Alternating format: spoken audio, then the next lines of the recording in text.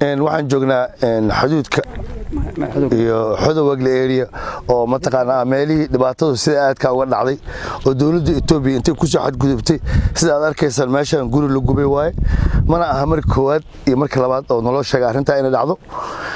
dalka Soomaaliya waxaan rabaa horta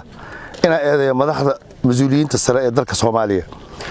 oo ka wakiil ah inay ka hadlaan dalka Soomaaliya markii lagu soo xadgudbay taas dhaleeceyn dusha ka saaraya dawladda Itoobiya waxaan rabaa inaan u sheego Soomaaliya waa dal xor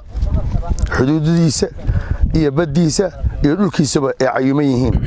xuduudka laga soo gudbiyay 25 kilomitir meel hadda iga xigto waqooyiga oo uu ka dhigay maamul goboleedkan aan la isku raacsanayn muranka badan ka taagan yahay oo isagoo aan sharciga ahayn oo mataqaan jawhar lagu wixii habeenka madow dhul Soomaaliyeed ma bixin karo waana qaacin wadan arrintaas warqadaas oo saxana maxkamadda lagu fuulaya by constitution dawladda Soomaaliyeed aqalka sare iyo aqalka hoose sharci dejinta iyo fulinta intaba dhaleeceynta dushan ka saaraya waxaan xusuusinayaa in dalka Soomaaliya lagu soo xadgudbay maxamed Cabdullaahi Farmaajo madaxweynaha xogo nin wax bartay oo aan Mareykanka ku wada nooleen waa laakiin in gada iyo hiiraan ay laba u kala noqdaan runtii waa wax ayaan darro si aad loo xuso taariikhda qofka lagu soo xusuusan doono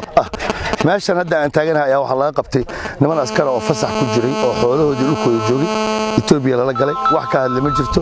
taas waxaan ku dhaleeceynayaa haddii alla ku idmaayo dadka mas'uuliyiinta sheeganaya mas'uuliyad xumadooda ee gobolka ku magacaaban ayaan mataqaan ku dhaleeceynaya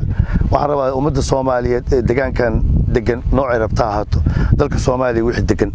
dadka Soomaaliyeed u taala Itoobiya waxa gudaheeda degan Itoobiya u taala marka anaga ka shaqeyn doona hadii Ilaahay yiraahdo si aan dadka u walaalayn lahayn hadii wax jiraan in tabasha qalaadkii wixii qalad inaan saxno laakiin dawladda Itoobiya faraha kala baxda dalka Soomaaliya. Assalaamu alaykum wa rahmatullahi wa barakatuh.